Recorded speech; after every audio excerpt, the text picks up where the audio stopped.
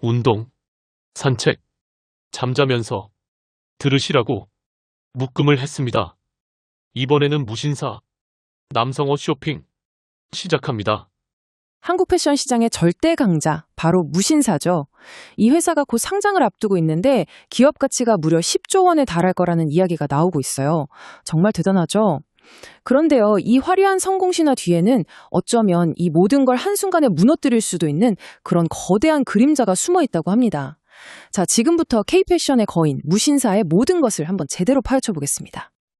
아니, 어떻게 온라인 스니커즈 동호회, 이름도 재밌어요. 무진장 신발 사진이 많은 곳. 여기서 시작해서 10조 원짜리 제국을 만들 수 있었을까요? 그리고 이 모든 게 정말 한순간에 무너져 내릴 수도 있는 걸까요? 이 놀라운 성장 스토리의 이면에는요, 이들의 발목을 꽉 잡을 수도 있는 그런 리더십 문제와 법적 리스크가 도사리고 있습니다. 자, 그럼 먼저 무신사가 어떻게 지금의 이 자리까지 오게 됐는지 그 시작부터 한번 거슬러 올라가 보죠. 모든 위대한 이야기에는 아주 작은 시작점이 있기 마련이잖아요. 모든 건 2001년에 시작됐어요. 정말 스니커즈를 좋아하는 마니아들을 위한 작은 온라인 커뮤니티였죠. 그러다가 한 10년쯤 뒤에 법인으로 딱 전환하면서 본격적으로 사업에 뛰어들었고요. 그리고 마침내 2024년에는 매출이 1조 원을 훌쩍 넘는 말 그대로 거인이 됐습니다. 그리고 이제는 2026년에 10조 원 가치로 상장하겠다는 더 큰 목표를 향해서 달려가고 있는 거죠. 와, 20여 년 만에 정말 놀라운 도약입니다. 그럼 무신사는 돈을 어떻게 벌고 있을까요? 사업 구조를 뜯어보면요, 크게 세 가지로 나눌 수 있습니다. 첫째, 다른 브랜드들이 입점해서 물건 팔 때 받는 플랫폼 수수료, 이게 한 38% 정도 되고요. 둘째, 요즘 정말 인기 많죠? 자체 브랜드인 무신사 스탠다드 판매가 한 29% 정도. 그리고 마지막으로 해외 브랜드를 직접 들여와서 유통하는 사업이 30%를 차지합니다. 딱 보면 아시겠지만 어느 한쪽에 쏠려 있지 않고 수익 구조가 아주 탄탄하게 다각화되어 있다는 게 큰 특징이에요. 자, 그럼 이제 무신사가 시장에서 얼마나 압도적인 위치에 있는지, 그 성장세가 얼마나 막강한지 숫자로 직접 한번 확인해 보시죠. 경쟁사들하고 비교해 보면요, 그 차이가 정말 압도적입니다. 2024년을 기준으로 무신사 매출이 1조 2천억 원이 넘고 거래액은 무려 4조 5천억 원에 달해요. 2위 그룹인 에이블리나 지그재그, 이 둘을 합친 것보다도 훨씬 큰 규모입니다. 이래서 사람들이 그냥 1위가 아니라 원톱 체제다, 이렇게 부르는 거죠. 이 그래프를 보시면 그 규모 차이가 한눈에 확 들어오죠?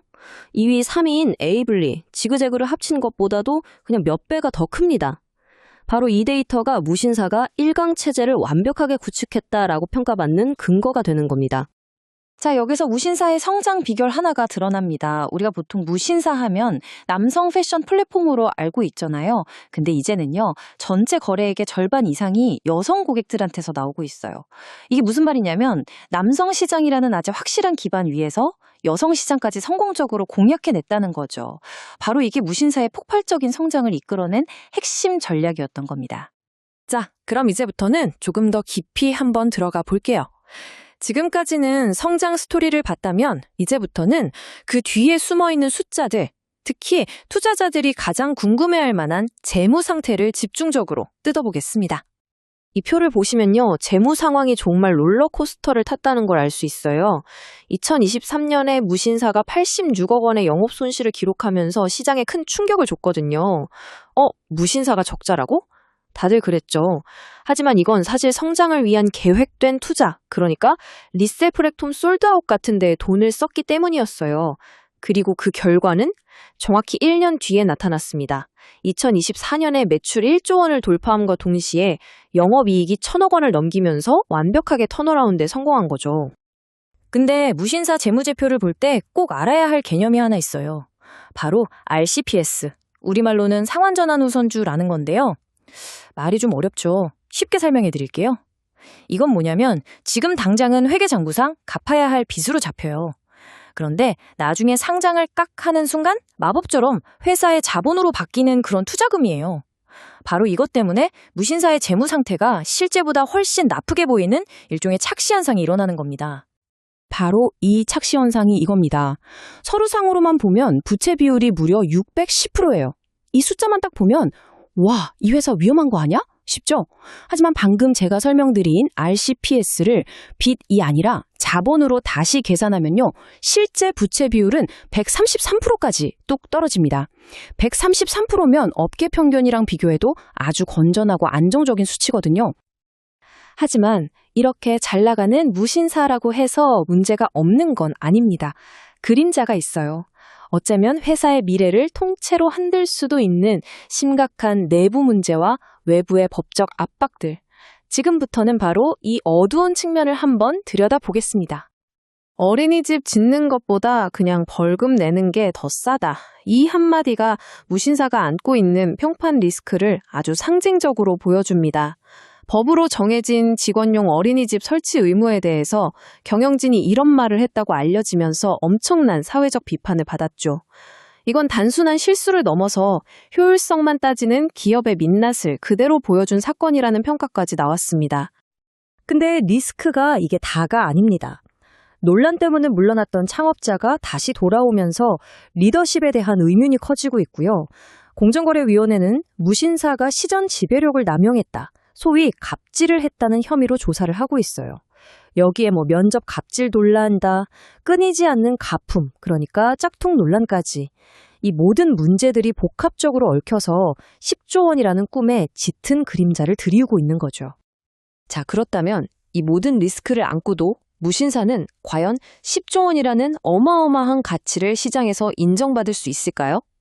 마지막으로 무신사의 미래 가치를 둘러싼 핵심적인 지문들을 한번 짚어보겠습니다. 10조 원. 정말 엄청난 돈이죠. 과연 시장이 이 가치를 인정해 줄까요? 그러려면요, 무신사는 지금까지 잘해온 것만으로는 부족해요. 앞으로 얼마나 더 성장할 수 있는지 그 가능성을 투자자들한테 확실하게 보여줘야만 합니다.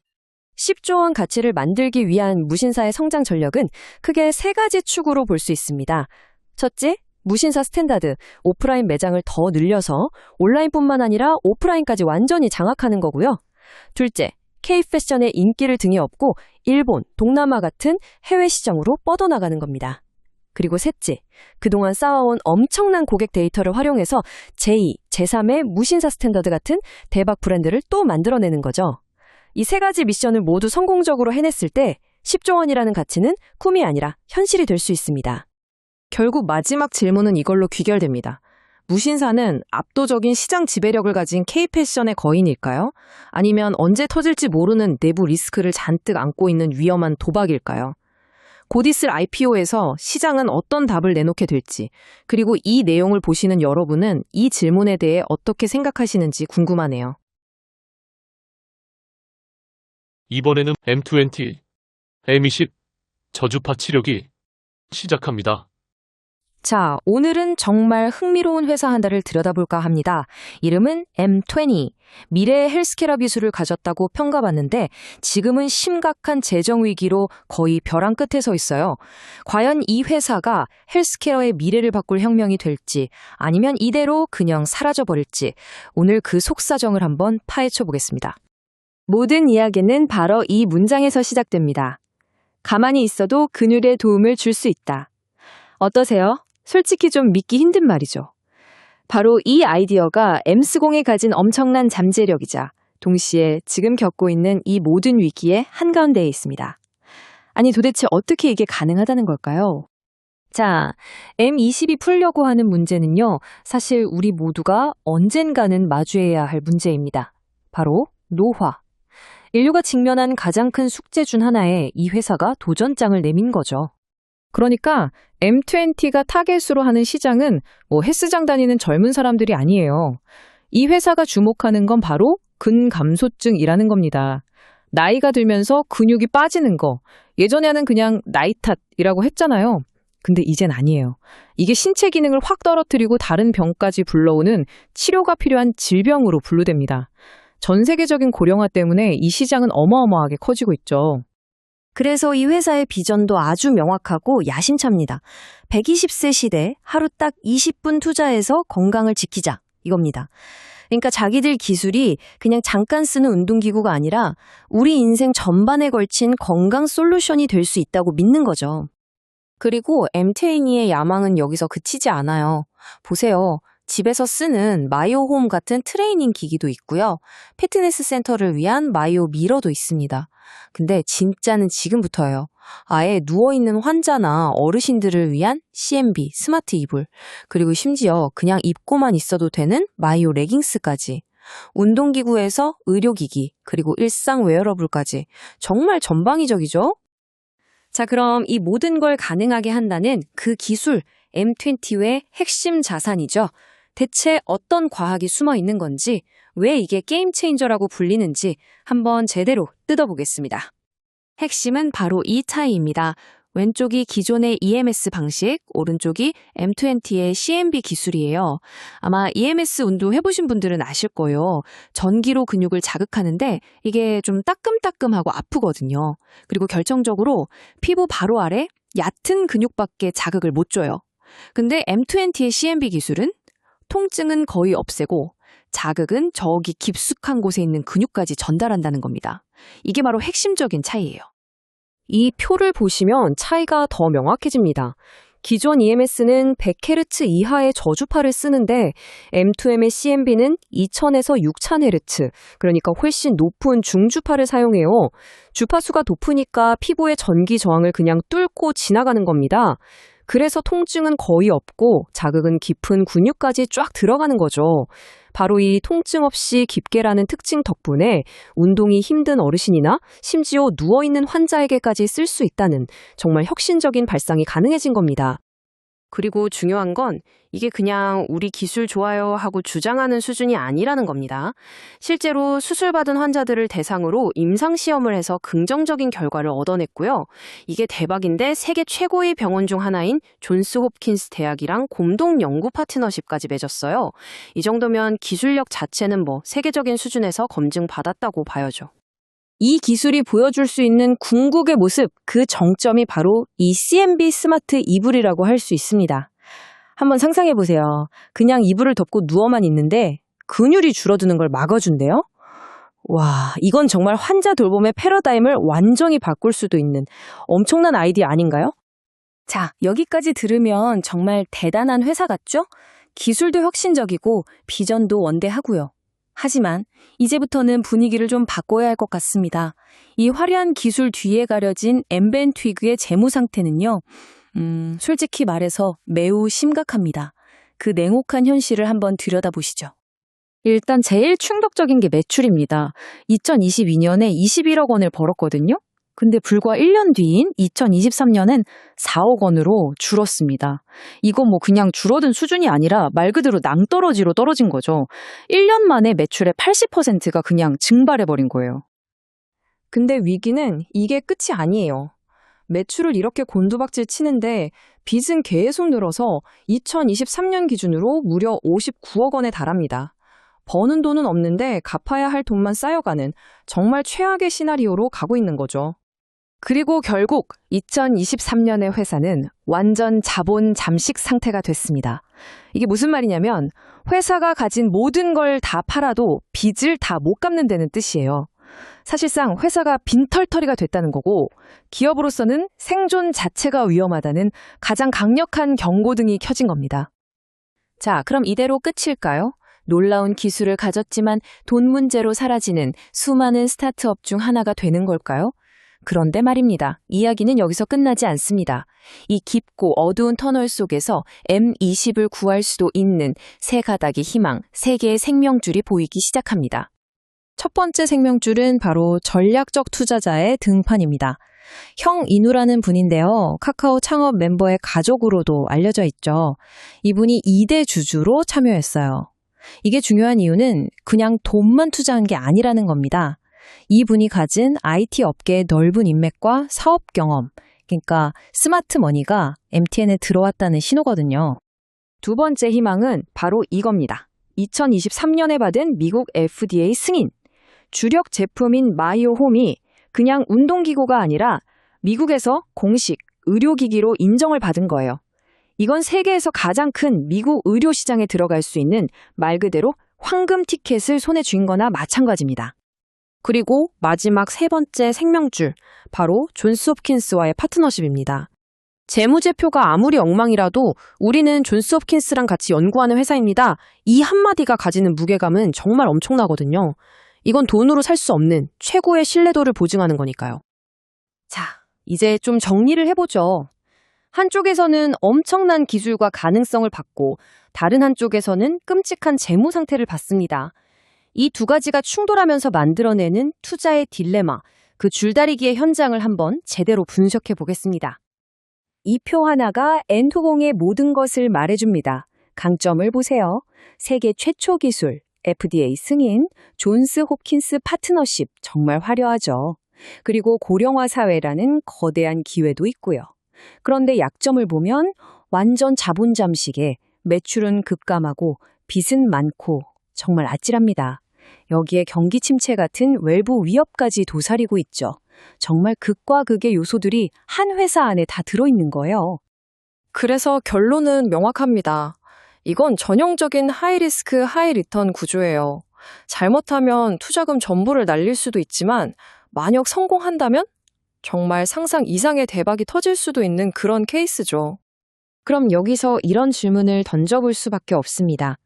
장부상으로는 회사가 거의 망한 거나 다름없는데 그럼 FDA 승인이나 세계적인 특허 기술처럼 눈에 보이지 않는 자산의 가치는 도대체 얼마로 매겨야 하는 걸까요? 결국 이 모든 건 시간과의 싸움으로 귀결됩니다. M2N의 미래는 단 하나에 달려 있어요.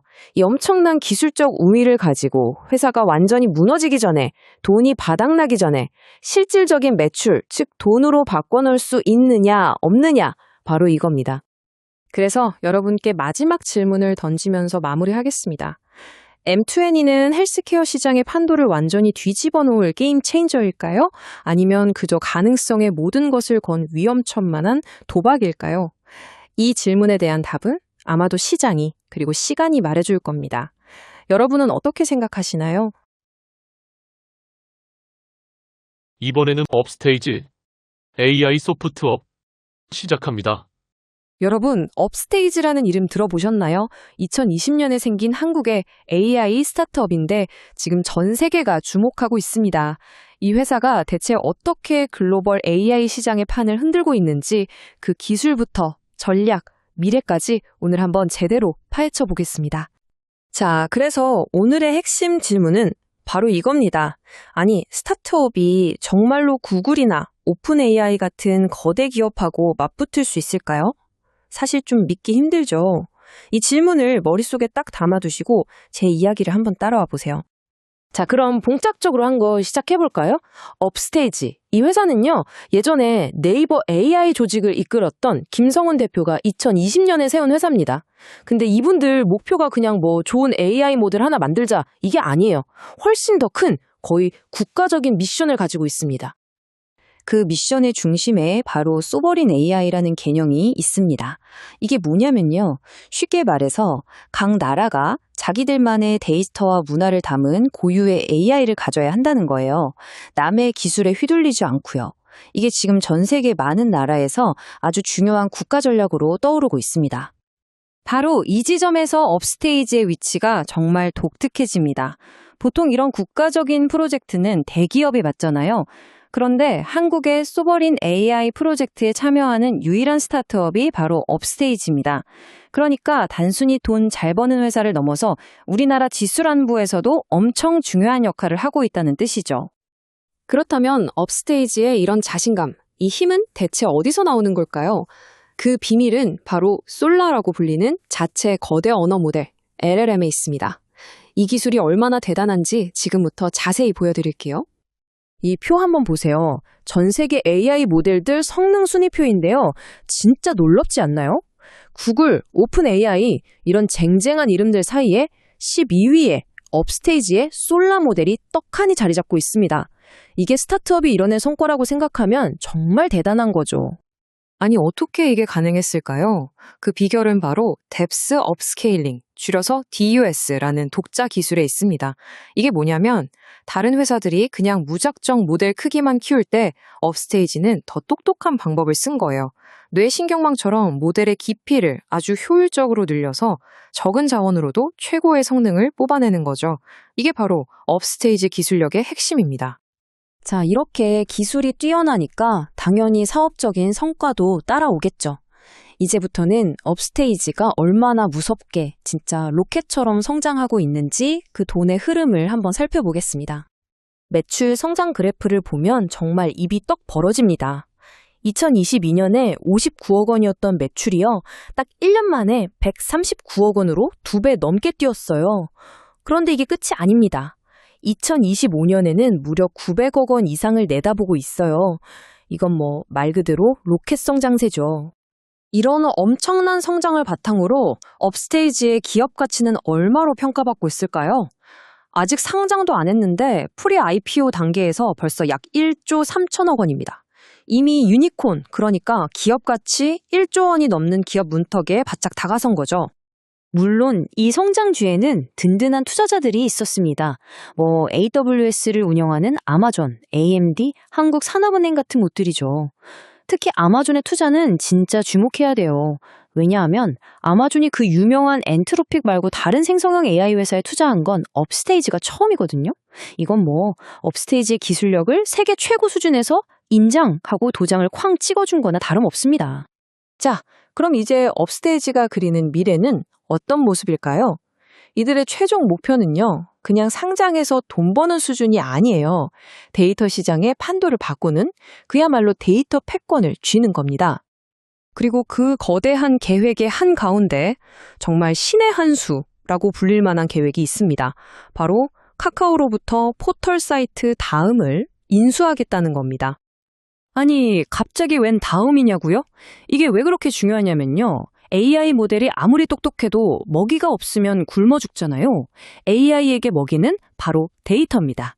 다음을 인수한다는 건 지난 30년 동안 쌓인 어마어마한 양의, 그것도 아주 질 좋은 한국어 데이터를 통째로 얻는다는 뜻이에요. 이건 업스테이지의 AI 모델을 다른 누구도 넘볼 수 없는 수준으로 만들어줄 정말 강력한 무기가 되는 거죠. 업스테이지의 야망이 어느 정도인지는 김성훈 대표의 이 한마디에 다 담겨 있습니다. 우리의 장기 목표는 시가총액 10조에서 100조 원입니다. 와, 이건 그냥 성공한 스타트업이 되겠다는 게 아니라 대한민국을 대표하는 네이버, 카카오 같은 거대 테크 기업이 되겠다는 선전포고나 마찬가지입니다.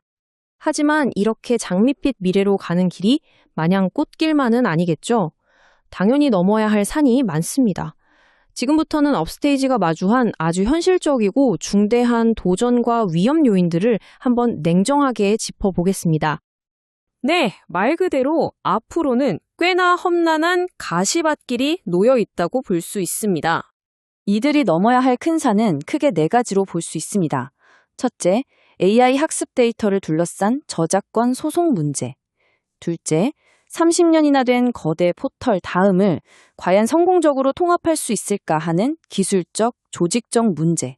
셋째, 구글이나 오픈 AI 같은 글로벌 공룡들과의 살벌한 경쟁. 그리고 마지막으로 이 모든 걸 가능하게 할 핵심 AI 인재들을 뺏기지 않고 지켜내는 전쟁입니다.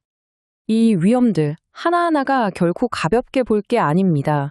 예를 들어 데이터 저작권 문제만 해도 소송 한 번 잘못 걸리면 수백억 원이 날아갈 수 있고요. 다음에 낡은 시스템을 통합하는 과정에서 어떤 예상치 못한 비용과 문제가 터져나올지 아무도 모르거든요. 정말 하나하나가 회사의 운명을 바꿀 수 있는 중대한 변수들인 셈입니다. 자, 그래서 우리는 다시 맨 처음의 질문으로 돌아오게 됩니다. 과연 업스테이지는 한국의 오픈 AI로 우뚝 서서 AI 거인들 틈에서 살아남을 수 있을까요? 아니면 한때 반짝했다가 사라지는 수많은 유성 같은 스타트업 중 하나로 남게 될까요? 그 답은 결국 이 험난한 가시밭길 어떻게 헤쳐나가느냐에 달려있을 겁니다. 이번에는 SM랩 축전지 시작합니다. 자, 오늘은 정말 흥미로운 회사 얘기를 하나 해볼까 합니다. 전기차의 미래를 통째로 바꿀 수도 있는 엄청난 기술을 가졌는데 정작 그 미래를 보기도 전에 회사가 사라질지도 모르는 그런 상황에 처해 있거든요. 바로 이 질문이 오늘 우리가 다룰 SM앱의 모든 것을 말해줍니다. 정말 대단한 혁신과 뭐랄까 완전한 붕괴 직전의 상황. 그 아슬아슬한 경계에 서 있는 거죠. 자, 그럼 한번 제대로 파고 들어가 보죠. 우선 이 회사가 가진 기술이 도대체 뭐길래 이렇게까지 전기차 업계의 게임 체인저라고 불리는지 그 엄청난 약수부터 한번 살펴보겠습니다. SM랩의 핵심 혁신은 바로 이 단결정 양극재라는 건데요. 이게 뭐냐면 지금 우리가 쓰는 전기차 배터리가 가진 아주 고질적이고 근본적인 문제를 해결해 줄 수 있는 그런 소재라고 보시면 됩니다. 기존 기술이랑 SM랩 기술이 어떻게 다른지 한번 보세요. 기존의 다결정 양극재는 마치 작은 알갱이들을 뭉쳐놓은 각설탕 같다고 생각하시면 돼요. 그래서 충전하고 방전할 때마다 압력을 받아서 금이 가고 부서지기 쉽죠. 이걸 미세균열이라고 하는데 이게 바로 배터리 수명을 갉아먹는 주범이거든요. 그런데 SM랩의 단결정은 그냥 하나의 통짜 다이아몬드 같은 거예요. 구조적으로 엄청나게 안정적이라서 이런 미세균열 자체가 거의 생기질 않는 거죠. 그러니까 당연히 수명은 획기적으로 길어지고 안정성은 확 올라가는 겁니다. 근데 여기서 진짜 놀라운 건 이걸 만드는 방식이에요. 기존에는 물로 씻어내는 습식 공정을 썼는데 SM랩은 물을 아예 안 쓰는 건식 공정을 개발했어요. 물을 안 쓰니까 뭐가 좋냐? 니켈 함량을 90% 수준에서 무려 97% 이상으로 끌어올릴 수 있게 된 거죠. 니켈 함량이 높을수록 주행거리가 늘어나니까 이건 엄청난 거거든요.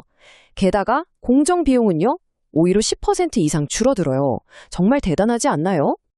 이야, 이 정도 기술이면 뭐 성공은 따놓은 당상 아니냐고요? 네, 저도 그렇게 생각했는데 이제부터가 진짜 이야기입니다. 동전의 뒷면을 봐야죠. 이 회사의 충격적인 재무 현실을 한번 보시겠습니다. 이게 2024년 3분기까지 쌓인 누적 손실액입니다. 무려 1,770억 원. 아직 뭐 제대로 된 대량 생산을 시작하기도 전인데 벌써 이만큼의 적자를 냈다는 건 정말 심각한 상황인 거죠. 그리고 숫자 2. 이게 뭘 의미하냐면 SM랩이 주식시장에 상장해서 대규모 자금을 확보하려고 시도했다가 실패한 횟수입니다. 2번이나요. 아시겠지만 스타트업한테 가장 중요한 자금줄이 막혀버린 거나 다름없습니다. 자, 그리고 이 숫자 136배. 이게 이 회사의 위기를 정말 적나라하게 보여줍니다. 한 분석을 보니까요. 매출 원가, 그러니까 물건 만드는 데 쓴 돈이 벌어들인 돈보다 136배가 많았다는 거예요. 이게 무슨 말이냐면 그냥 만드는 족족 어마어마한 손해를 보고 있었다는 뜻입니다. 정말 심각하죠? 아니, 기술은 그렇게 좋은데 재무 상태는 왜 이 모양일까요? 그 원인을 파고 들어가면 한 회사가 나옵니다. 바로 SM랩의 최대 주주, 금양. 원래는 구원투수가 되어야 했는데 현실은 발목을 잡는 족쇄가 되어버렸죠. 업계에서 이런 말이 나올 정도예요. SM랩의 가장 큰 리스크는 역설적이게도 최대 주주인 금양이다. 금양이라는 회사 자체도 사실 여러 문제로 시끄러웠는데 이 회사가 SM랩을 인수하면서 두 회사의 운명이 완전히 엮여버린 겁니다. 결정적으로 2025년 3월에 사건이 터집니다. 회계법인이 금양의 재무제표를 보고 의견 거절을 낸 거예요. 이건 회사가 계속 존재할 수 있을지조차 불확실하다는 아주 강력한 경고거든요. 결국 주식거래까지 정지됐죠. 그러니까 지금 SM랩의 모회사는 상장 폐지될지도 모르는 자기 앞가림하기도 벅찬 상황에 놓인 겁니다. 자, 그럼 금양의 위기가 SM랩에 어떻게 전염되는지 한번 볼까요? 첫째, 재무적 리스크.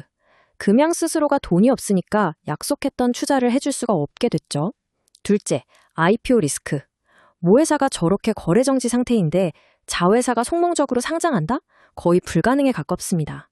셋째, 신뢰도 문제. 금양의 여러 문제들이 터지면서 투자자들 사이에서 저기 자회사인 SM랩도 믿을 수 있겠어? 하는 의심이 퍼지는 거죠. 마지막으로 공급망 문제까지. 원래 금양이 공장을 지어서 SM랩 물건을 사주기로 했는데 그것도 다 지연되면서 핵심 고객까지 이를 판구게 된 겁니다. 정말 총체적 난국이죠. 자, 이제 마지막 결론을 내릴 시간입니다. 보셨듯이 SM랩이라는 한 회사를 두고 정말 완전히 다른 두 개의 이야기가 충돌하고 있습니다. 한쪽을 보면요.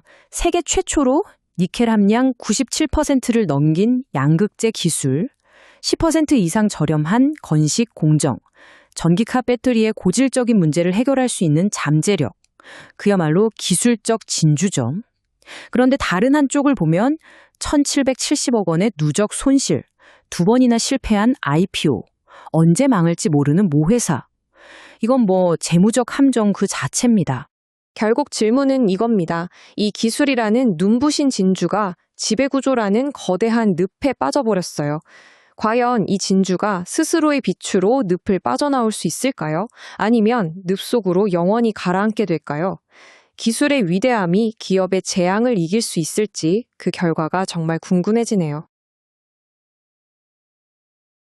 이번에는 에너진 차량 엔진 사업 시작합니다. 자, 여러분, 에너지 전환이라는 거대한 흐름 뒤에는요, 사실 우리 눈에 잘 띄지는 않지만 정말 핵심적인 역할을 하는 기업들이 숨어 있습니다. 이번 시간에는 바로 그런 기업 중 하나, 에너진에 대해 아주 깊숙이 파헤쳐보겠습니다. 인류의 에너지 도전은 종종 이렇게 거대한 질문에서부터 시작하곤 하죠. 이 미래 에너지를 우리 현실로 가져오기 위해서 과연 인류는 무엇부터 길들여야만 하는 걸까요? 바로 이겁니다. 핵심은 말이죠. 이 슬라이드에 보이는 것처럼 극한의 열과 압력을 다루는 기술이에요. 이게 바로 친환경 에너지로의 전환이 성공하기 위해서 반드시 풀어야만 하는 근본적인 숙제인 거죠. 자, 첫 번째 섹션에서는요. 수소 같은 새로운 에너지 기술이 딱 마주하고 있는 이 엄청난 물리적인 장벽에 대해서 한번 알아보겠습니다. 에너지 전환이라는 게 단순히 에너지원만 바꾼다고 끝나는 게 아니거든요. 그 에너지를 어떻게 하면 안전하고 효율적으로 다룰 것인가, 그 물리학을 마스터하는 것, 진짜 기술 경쟁은 바로 여기서부터 시작되는 겁니다. 자, 그렇다면 이 엄청난 도전을 해결할 비밀 설계도 한번 들여다볼까요? 바로 이 지점에서 오늘의 주인공 에너진이 딱 등장합니다. 에너진의 첫 번째 핵심 기술은 바로 확산 접합입니다. 이게 뭐냐면요. 비유하자면 분자 단위의 레고 조립 같은 거예요. 금속을 녹여서 붙이는 게 아니고요. 원자끼리 서로 스며들게 해서 아예 하나의 덩어리로 만들어버리는 거죠. 정말 신기하죠? 이 확산 접합 기술로 뭘 만들었을까요? 와, 한번 보세요. 왼쪽이 기존의 그 크고 비효율적이던 열교환기고요. 오른쪽이 바로 에너진이 만든 겁니다. 크기는 10분의 1로 확 줄었는데 효율은 90%를 훌쩍 넘겨요. 이걸 바로 PCH, 인쇄회로기판형 열교환기라고 부릅니다. 이 놀라운 효율의 비밀이 바로 이 복잡해 보이는 수식에 담겨 있습니다. 물론 이걸 다 이해할 필요는 없어요. 중요한 건 뭐냐? 에너진이 그냥 조립만 하는 회사가 아니라 이런 정밀한 유체역학 계산에 기반한 설계의 힘으로 혁신을 만들어냈다는 바로 그 점입니다. 에너진의 두 번째 핵심 기술은 와이어 와인딩인데요. 이게 또 재밌습니다. 혹시 탄산음료 캔을 피아노선 같은 걸로 칭칭 감는다고 상상해 보세요. 그럼 절대 안 터지겠죠? 바로 그런 원리로 어마어마한 초고압을 견디는 용기를 만드는 기술입니다. 이 표를 보시면 그 차이가 한눈에 들어오죠. 견딜 수 있는 압력도 훨씬 높지만 진짜 결정적인 차이는 바로 안전성입니다. 기존 용기는 잘못하면 파편이 튀면서 터질 수 있는데 에너진 기술은 그럴 위험이 없다는 거죠. 바로 이겁니다. 파손 전 누설, leak before burst, 와이어 와인딩 기술이 가진 가장 중요한 안전 기능이죠. 그러니까 만에 하나 용기에 문제가 생겨도 펑 하고 터지는 게 아니라 가스가 먼저 스르르 새어나오게 설계해서 대형 사고를 아예 막아버리는 겁니다.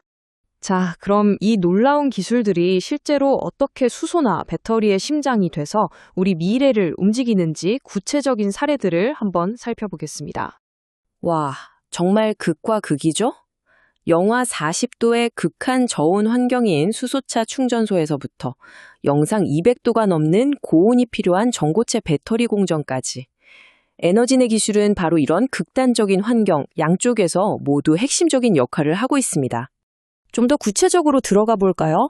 수소 충전소의 핵심 부품인 예냉기에 바로 그 PCH 기술이 쓰이고요. 차세대 배터리라고 불리는 전고체 배터리를 만들 때는 등방압 성형 장비 WIP라는 게 게임 체인저가 되고 있습니다. 특히 놀라운 건 이미 미국의 아주 유력한 배터리 회사 큐사에 이 장비를 공급하고 있다는 거예요. 기술력을 벌써 세계적으로 인정받은 거죠. 자, 기술이 이렇게 혁신적인 건 알겠습니다. 그럼 이걸로 돈은 벌었을까요? 지금부터는 정말 놀라운 숫자들을 함께 보시게 될 겁니다. 먼저 매출입니다. 에너지 시장이 본격적으로 열리면서 2024년 한 해에만 무려 40.7%나 성장했어요. 가파른 상승세에 제대로 올라탄 거죠. 그런데 이건 그냥 시작에 불과합니다. 영업이익은요, 훨씬 더 놀랍습니다. 무려 719.5% 증가. 이건 그냥 매출이 늘어난 것과는 차원이 다른 얘기죠. 에너지내 기술이 얼마나 부가가치가 높은지를 보여주는 숫자입니다. 그리고 마지막 순이익 성장률입니다. 자그마치 18,663.5%. 네, 제가 잘못 읽은 게 아닙니다. 18,000%가 넘어요. 이 숫자는 뭘 의미하냐? 에너진이 길고 긴 투자 기간을 끝내고 이제는 완벽하게 돈을 버는 기업으로 탈바꿈했다는 증거입니다. 자, 그럼 이 회사의 미래는 어떨까요? 기업 공개, 즉 IPO 가능성과 함께 우리가 반드시 짚고 넘어가야 할 리스크 요인들을 마지막으로 살펴보겠습니다. 이렇게 폭발적인 성과를 바탕으로 에너지는 KB증권 같은 국내 최고의 증권사들과 함께 IPO를 준비하고 있습니다. 더 큰 무대로 나아갈 준비를 하고 있는 거죠. 물론 장밋빛 미래만 있는 건 아니겠죠. 액화수소로 기술 트렌드가 바뀔 가능성이라든지 정부 정책의 변화, 그리고 아직은 좀 높은 부채 비율, 또 탄소 섬유 같은 더 저렴한 경쟁 기술의 등장 같은 것들은 우리가 신중하게 지켜봐야 할 리스크 요인들입니다. 오늘 우리가 살펴본 것처럼 에너지는 정말 극한의 기술로 에너지 혁명의 가장 어렵고 중요한 문제들을 풀어내고 있습니다.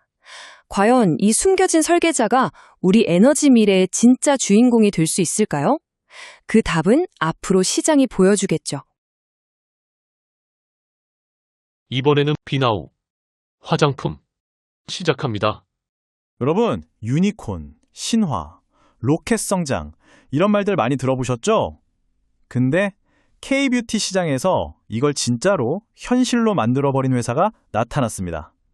바로 비나우예요. 오늘 이 회사가 어떻게 이런 신화를 썼는지 그 비밀을 한번 제대로 파헤쳐 보겠습니다. 자, 바로 본론으로 들어갈게요. 화면에 딱 보이는 이 숫자 2,664억 원. 이게 뭐냐면요.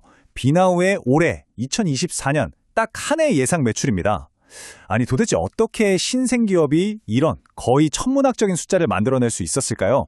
바로 이 질문이 오늘 우리가 풀어야 할 미스터리의 핵심이죠. 이 그래프를 보시면 와, 이 성장세가 얼마나 엄청난지 그냥 한눈에 보이죠. 2019년에 7억 원으로 시작해서 2023년에는 1,145억 원. 세상에 4년 만에 160배가 넘게 성장한 거예요. 근데 여기서 끝이 아니에요. 올해는 또 2배 이상 뛴다니 대체 어떻게 이런 일이 가능한 걸까요? 그래서 오늘 우리가 뭘 할 거냐면요. 이 말도 안 되는 로켓의 엔진을 한번 뜯어볼 겁니다.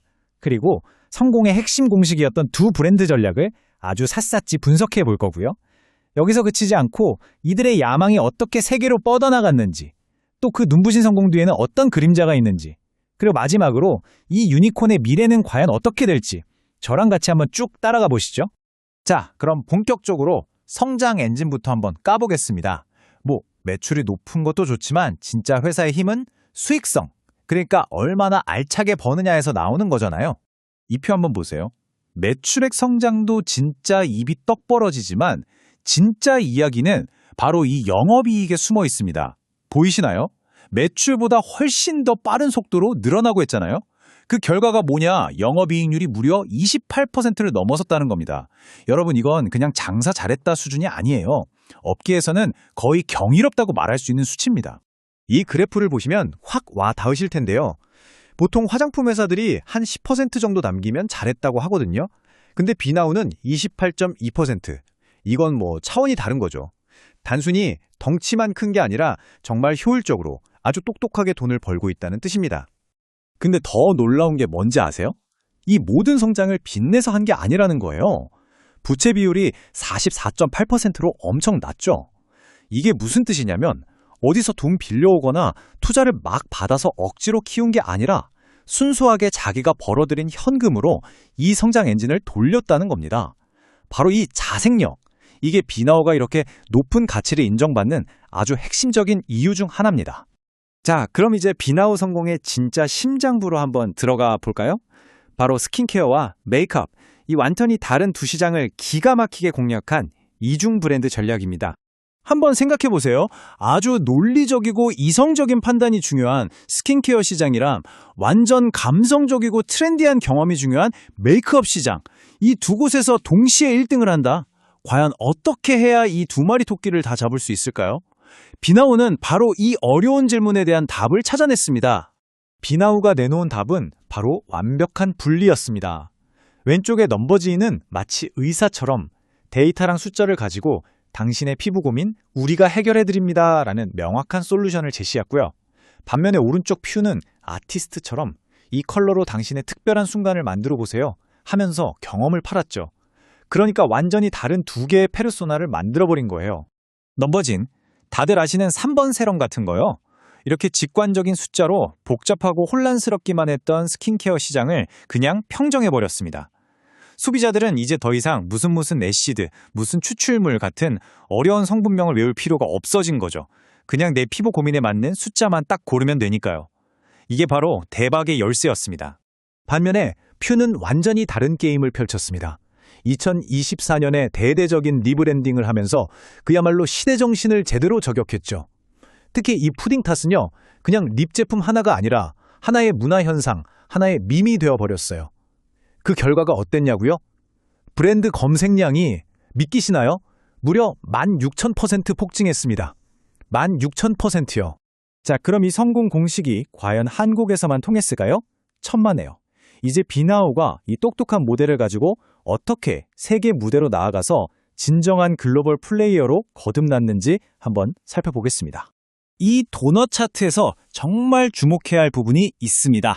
바로 비나오 전체 매출의 절반 이상 51.4%가 이제 해외에서 나온다는 사실이에요. 이건 정말 중요한 변곡점입니다. 한국에서 잘 나가는 회사에서 세계에서 통하는 회사로 넘어가는 아주 결정적인 이정표죠. 그 성공의 중심에는 바로 일본 시장이 있습니다. 이들의 일본 공략법은 거의 교과서에 실릴 수준이에요. 보세요. CEO가 직접 1년 반 동안 일본에 머물면서 시장을 파고들었고 큐텐 같은 온라인 채널을 장악한 성공에 만족하지 않고 오프라인 매장에 과감하게 투자하는 승부수를 띄웠습니다. 그 결과 일본이 전체 매출의 40%를 차지하는 비나오의 가장 중요한 심장부가 된 거죠. 하지만 여러분, 이렇게 눈부신 성장 스토리에는 항상 그림자가 따르기 마련입니다. 이제 좀 더 균형 잡힌 시각으로 비나우가 앞으로 넘어야 할 아주 중대한 도전 과제들을 한번 짚어보겠습니다. 화면에 보이는 이 문구, 업무량이 너무 많아요.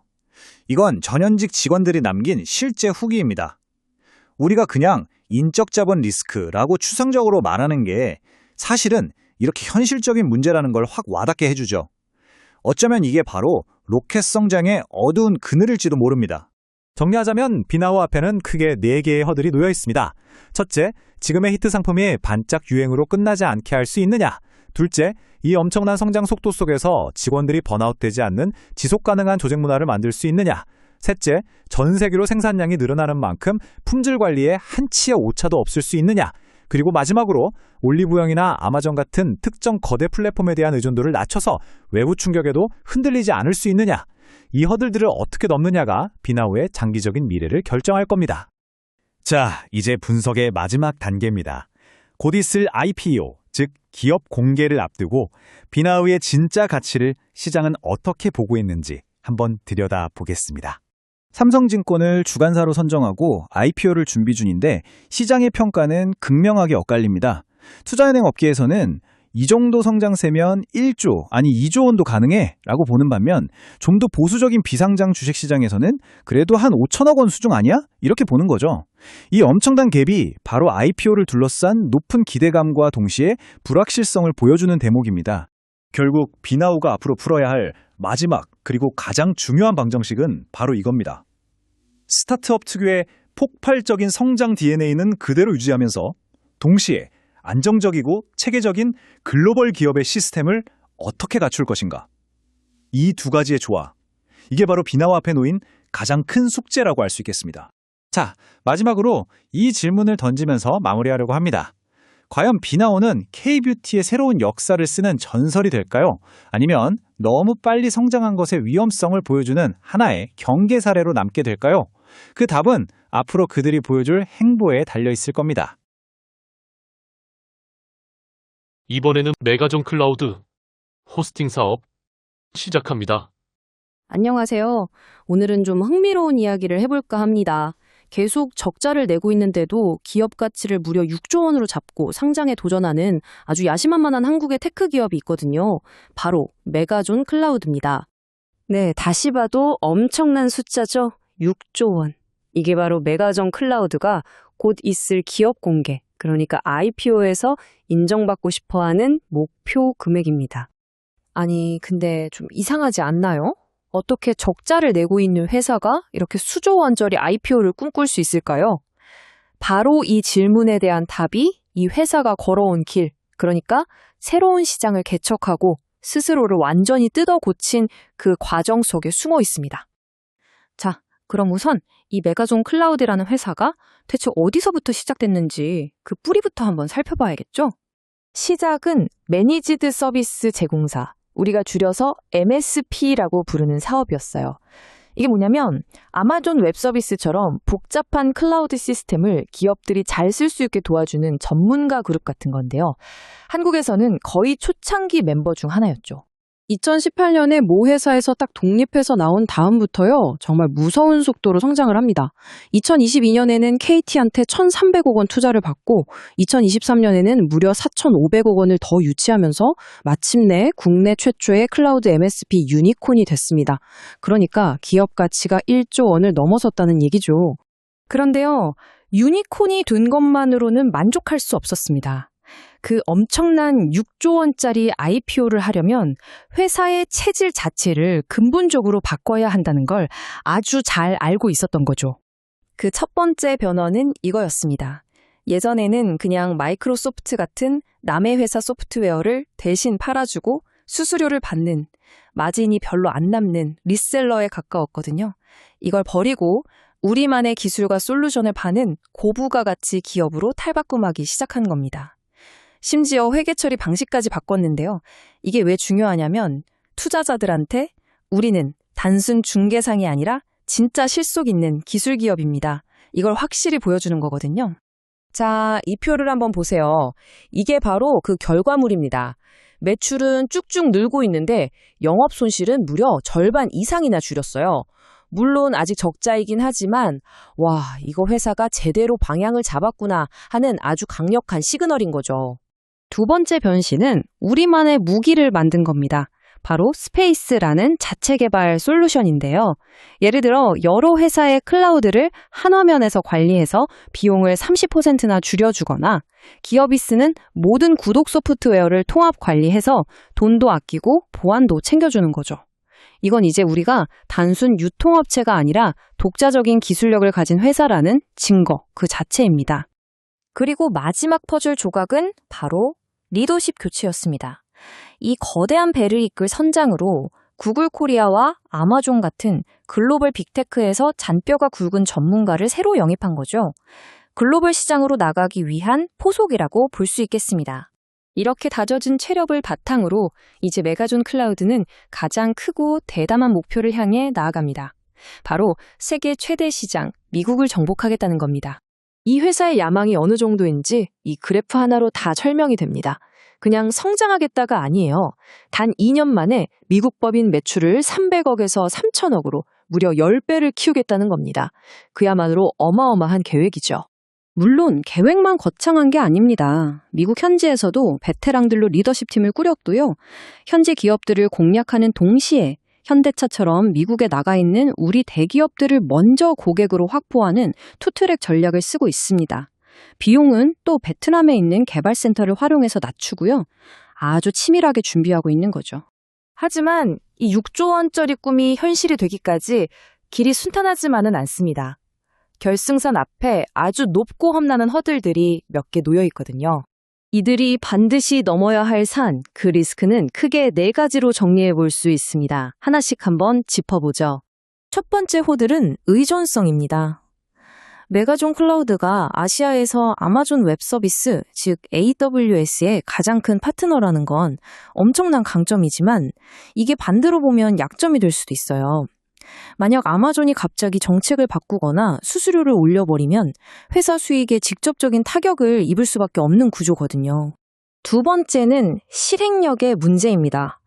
미국에서 매출 10배 성장. 말은 멋있지만 이건 사실상 거대한 도박입니다. 현지 강자들과 경쟁하려면 마케팅이든 인력이든 어마어마한 돈을 쏟아부어야 하는데 만약 생각만큼 성과가 빨리 안 나오면 회사 재무 전체가 흔들릴 수도 있는 거죠. 세 번째는 오버행이라는 리스크입니다. 이건 주식 용어인데요. 쉽게 말해 상장하고 나서 초기에 투자했던 투자자들이 이제 돈 벌었으니 팔아야지 하고 주식을 한꺼번에 시장에 내다 파는 걸 말합니다. 이렇게 되면 주가가 갑자기 뚝 떨어질 수 있는 위험이 있는 거죠. 그리고 마지막 4번째 허들은 바로 내부 통합입니다. 최근에 회사 구조도 바꾸고 리더십도 새로 꾸리는 등 굉장히 빠르게 변화하고 있잖아요.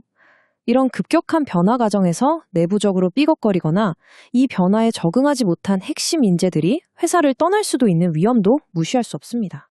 자, 그래서 결론은 이겁니다. 지금 메가존 클라우드는 정말 중요한 갈림길에 서 있어요. 미국 시장 공략에 성공하고 자체 기술로 높은 이익을 내면서 모두가 인정하는 6조 원짜리 글로벌 테크 리더가 되느냐, 아니면 미국 진출은 지지부진하고 결국 예전처럼 낮은 마진의 사업에 머물면서 상장 후에 투자자들의 기대를 충족시키지 못하는 그냥 국내 챔피언으로 남느냐, 이 두 가지 미래가 모두 가능한 상황입니다. 결국 이 회사의 IPO는요, 단순히 한 회사가 상장하는 걸 넘어서 과연 한국의 클라우드 기업도 세계 무대에서 통할 수 있는지를 보여주는 하나의 중요한 시험대가 될 겁니다. 그 결과가 정말 궁금해지네요. 이번에는 컬리 식품 배달 사업 시작합니다. 안녕하세요. 우리나라 새벽 배송의 역사를 쓴 기업이죠. 바로 컬리. 오늘 컬리 얘기를 좀 깊게 해볼까 합니다. 다들 컬리 하면 신선한 음식을 다음날 아침 바로 받는 걸로 알고 계시잖아요. 근데 이 회사가 사실 지난 10년 동안 어마어마한 적자를 보고 있었다는 거 혹시 아셨어요? 자, 바로 이 질문이 오늘 우리가 파헤쳐볼 핵심입니다. 아니, 어떻게 거의 10년 동안 계속 돈을 까먹으면서 조 단위 가치를 가진 회사를 만들 수가 있었을까요? 컬리의 이 믿기지 않는 반전 드라마, 지금부터 한번 제대로 따라가 보겠습니다. 컬리는 진짜 흥미로운 상황에 있었어요. 겉으로 보기엔 소비자들한테 와, 빠르다, 신선하다의 아이콘이었죠. 근데 그 화려한 모습 뒤에서는 계속되는 엄청난 적자라는 아주 차가운 현실과 싸우고 있었던 겁니다. 이 극과 극의 모습이 바로 오늘 이야기의 시작점이라고 할 수 있겠네요. 모든 건 아주 혁신적이었지만 당장은 돈이 안 되는 아이디어 하나에서 시작됐습니다. 2015년 컬리가 우리나라에 새벽 배송이라는 걸 처음 들고 나왔을 때 정말 센세이션이었죠. 신선식품 쇼핑의 패러다임을 그냥 통째로 바꿔버린 거예요. 대단한 발상이었죠. 하지만 이 혁신에는 정말 어마어마한 대가가 따랐습니다. 최고의 신선도를 유지하려고 물류센터 짓고 배송 시스템 까는데 돈을 아낌없이 쏟아부었거든요. 그래서 거의 10년 동안 계속 적자를 봐야만 했습니다. 그때 사람들 반응도 딱 나뉘었죠. 저러다 큰일 나는 거 아니야? 하는 걱정과 아니야, 뭔가 보여줄 거야 하는 기대. 딱 이 두 가지가 공존했어요. 그럼 그 길고 길었던 적자의 끝에는 뭐가 있었을까요? 바로 정말 드라마 같은 재무 상태의 대반전입니다. 수년간의 의심 어린 시선을 뒤로하고 컬리는 마침내 돈을 태우기만 하던 회사에서 스스로 돈을 버는 지속 가능한 비즈니스로 변신하는 데 성공합니다. 수익을 내기까지의 여정 정말 길었습니다. 2015년에 새벽 배송을 시작하고 나서 기나긴 투자의 터널을 지나 마침내 2024년 역사적인 순간을 맞이합니다. 회사가 장사로 현금을 얼마나 잘 버는지를 보여주는 지표, 바로 연간 EBIT와 흑자를 처음으로 달성한 거죠. 그리고 2025년에는 분기랑 연간 영업이익까지 흑자로 돌아서는 그야말로 새로운 시대를 열게 됩니다. 이 숫자, 이게 진짜 중요합니다. 1,333억 원. 2024년에 벌어들인 영업 현금 흐름인데요. 이게 무슨 뜻이냐면 회계장부상으로는 아직 순손실인데도 불구하고 실제 회사 금고에는 현금이 이만큼이나 들어와서 쌓였다는 얘기예요. 그러니까 이 흑자 전환이 그냥 서류상의 숫자가 아니라 진짜 돈이 도는 실질적인 개선이라는 아주 강력한 증거인 셈이죠. 자, 그럼 도대체 어떻게 이런 마법 같은 일을 해냈을까요? 그 비결은요, 단순히 허리띠만 졸라맨 게 아니었습니다. 광고비 같은 거 줄여서 억지로 만들어낸 불황형 흑자가 아니라는 거죠. 그 대신에 물건 팔아서 남는 돈, 즉 판매 마진율을 2.1%나 끌어올려서 807억 원을 더 벌었고요.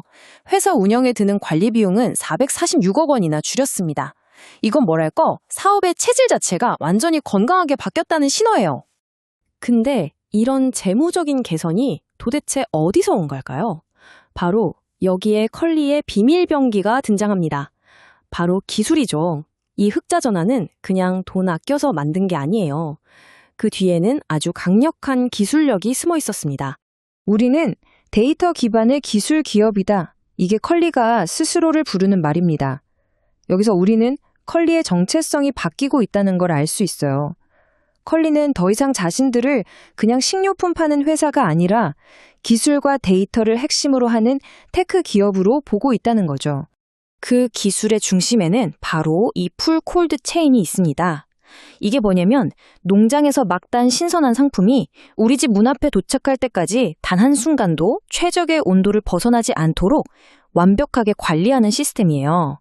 바로 이것 때문에 컬리 음식은 신선하다는 고객들의 믿음이 쌓인 거죠. 그래서 이 기술이 뭘 만들어냈냐고요? 바로 이거죠. 세상에서 팔기 제일 까다로운 상품, 그러니까 금방 상하는 신선식품의 폐기율을 거의 제로에 가깝게 줄인 겁니다. 인공지능이 수요를 정확하게 예측해서 버리는 음식을 극적으로 줄인 거예요. 이게 다 돈으로 연결되는 기술의 힘이죠. 컬리 물류센터의 뇌는 이런 식으로 돌아갑니다. 첫째, AI가 고객들이 뭘 살지 미리 예측해요. 그리고 둘째, 유전 알고리즘이라는 좀 특별한 기술이 있는데요. 이게 수많은 주문들을 어떻게 처리하는 게 가장 효율적인지 스스로 방법을 찾아냅니다. 마치 생물이 환경에 적응하며 진화하듯이 이 알고리즘이 스스로 계속 똑똑해지면서 작업자 동선은 최소화하고 창고 처리 속도는 최대로 끌어올리는 거죠. 진짜 스마트하지 않나요?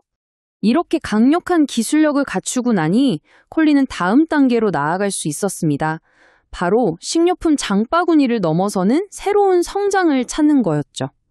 컬리는 자신들의 기술과 브랜드를 무기 삼아서 어떻게 더 돈이 되는 새로운 영역으로 사업을 넓혔을까요?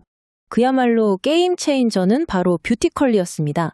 한번 생각해보세요. 화장품은 식료품보다 마진이 훨씬 높죠? 크기는 작죠? 유통기한도 길죠. 그러니까 배송하기에는 훨씬 더 돈이 되는 상품이란 말이에요. 컬리는 좋은 상품을 알아보는 그 탁월한 안목을 뷰티 영역에 그대로 적용한 겁니다. 그리고 또 하나의 신의 한 수가 바로 네이버와의 파트너십이었습니다. 이 협력 덕분에 컬리는 네이버의 그 어마어마한 사용자들에게 바로 접근할 수 있게 됐어요. 그 결과 새로운 고객을 데려오는 광고 비용은 확 줄이고 물류센터의 가동률은 최대로 끌어올리는 말 그대로 두 마리 토끼를 다 잡은 셈이죠. 하지만 여러분, 이 놀라운 컴백 스토리가 무조건 해피엔딩이라는 보장은 아직 없습니다. 컬리가 앞으로 나아갈 길에는 여전히 만만치 않은 최종 보스들, 그러니까 여러 위험 요소들이 버티고 있습니다. 근데 그 위험들을 살펴보기 전에 지금 컬리가 시장에서 얼마나 잘 싸우고 있는지 보여주는 재밌는 데이터가 하나 있어요. 다른 경쟁사 랩을 떠난 고객들을 누가 가장 잘 데려오고 있을까요? 놀랍게도 바로 컬리입니다. 최근 데이터를 보니까 신규 앱 설치가 무려 54.3%나 늘면서 이 치열한 시장 속에서 브랜드 파워가 얼마나 강력한지를 제대로 보여주고 있습니다. 자, 이렇게 잘 나가고 있는 컬리의 상승세, 과연 무엇이 그 발목을 잡을 수 있을까요? 컬리의 컴백을 멈추게 할 수도 있는 잠재적인 위협들을 한번 짚어보겠습니다. 앞으로 넘어야 할 산들은 이렇습니다. 먼저 창업자 가족과 관련된 법적인 문제, 거버넌스 리스크가 있고요. 또 흑자를 내긴 했지만 여전히 1% 미만으로 아주 낮은 영업이익률도 문제입니다. 그리고 요즘 무섭게 치고 올라오는 알리익스프레스 같은 중국계 거대 기업들이 마냥 신선식품 시장에 뛰어든다면 이것도 큰 위협이죠. 물론 물류 자동화에 계속해서 엄청난 돈을 쏟아붓고 있는 쿠팡과의 경쟁도 계속될 거고요. 마지막으로 언제 터질지 모르는 개인정보 유출 같은 보안 위험도 무시할 수 없는 부분입니다. 시장의 평가는 아주 냉정했습니다. 2021년에 상장 전에는 기업 가치가 4조 원까지도 갔었거든요. 근데 지금은 1조 원이 안 될 거라는 평가를 받고 있습니다. 이게 뭘 의미하냐면 예전처럼 미래의 가능성만 보고 투자하는 시대는 지났다는 거예요. 이제는 그래서 실제로 돈 얼마나 버는데 이걸 확실히 보여줘야만 인정받는 시대가 온 거죠. 마침내 수익성이라는 정말 어려운 산을 넘는 데 성공한 컬리. 과연 이제는 주식시장까지 정복할 수 있을까요? 어쩌면 컬리의 진짜 시험은 이제부터 시작인지도 모르겠습니다. 여러분은 어떻게 생각하시나요? 감사합니다. 장외주식 학습해서 넘치는 대박을 기원합니다. 본 영상은 정보 공유를 목적으로 제작되었으며 특정 종목에 대한 투자 권유가 아닙니다. 모든 투자의 책임은 투자자 본인에게 있습니다. AI 정보도 실수는 있습니다. 몰빵 금지, 묻지마 금지, 충동 구매 금지입니다. 구독과 좋아요는 돈으로 돌아옵니다.